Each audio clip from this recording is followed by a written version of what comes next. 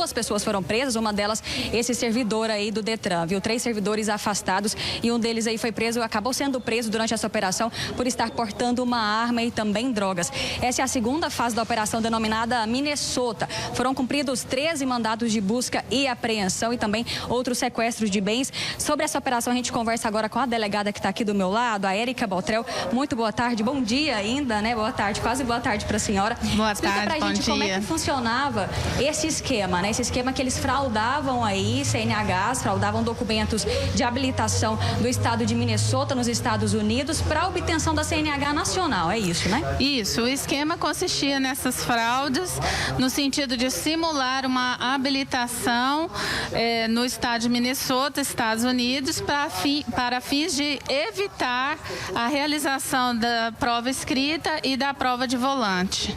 Nesses casos, né, foi apenas quando essas CNHs constam, né, são verdadeiras do estado de Minnesota ou do estrangeiro também, é permitida, basta apenas, né, o teste de aptidão física e mental. Então não é necessário as provas práticas que é de escrita e de volante, é isso, né, delegado? Sim, de acordo com as resoluções do Denatran e os tratados de reciprocidade do Brasil com o país, que no caso é os Estados Unidos. Agora, quanto custavam essas CNHs para essas pessoas que buscavam comprar?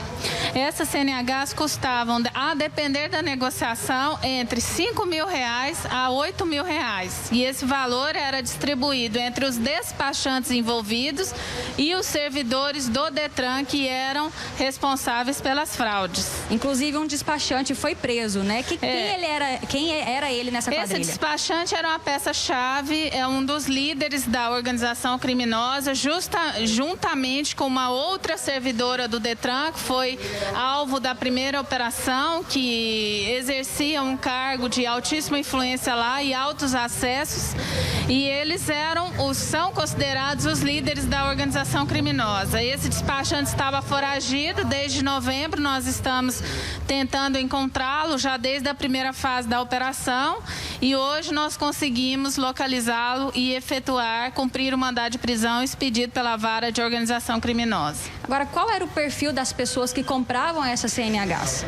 O perfil são pessoas analfabetas, de baixa escolaridade, pessoas que tiveram tentativas frustradas de aprovação em exames,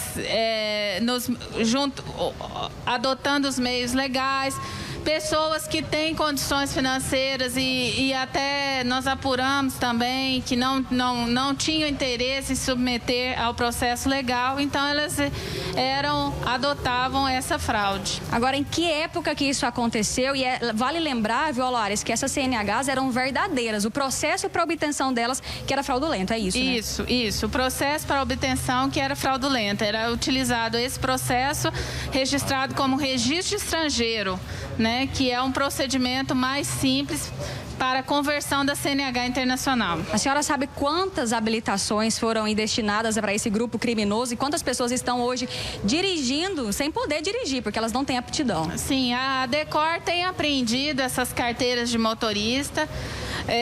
Todas as provenientes de fraude já estão canceladas no sistema. O presidente do Detran já emitiu uma portaria cancelando, elas não têm mais validade. As pessoas que adquiriram essas CNHs e não exibiram a autoridade policial ou não foram apreendidas, não estão autorizadas a utilizarem.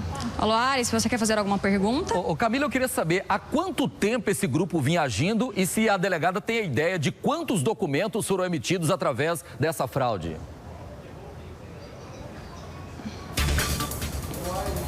Delegado, Dolores fez uma pergunta: há quanto tempo essa quadrilha já vinha agindo e quantos documentos a senhora estima que eles tenham feito aí nesse período?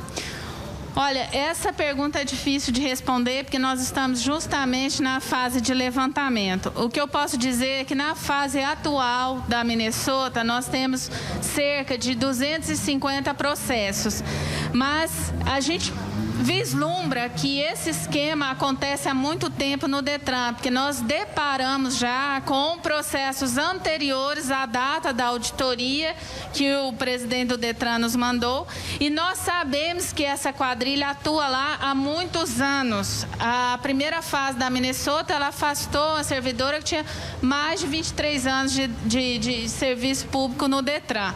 E eu, pessoalmente, em 2004, eu fiz um inquérito justamente similar, com pessoas de outro estado vindo comprar CNH em Goiás com endereços falsos. Então, assim, só mudou a modernidade. Agora os processos são digitais e a fraude é um pouco mais elaborada.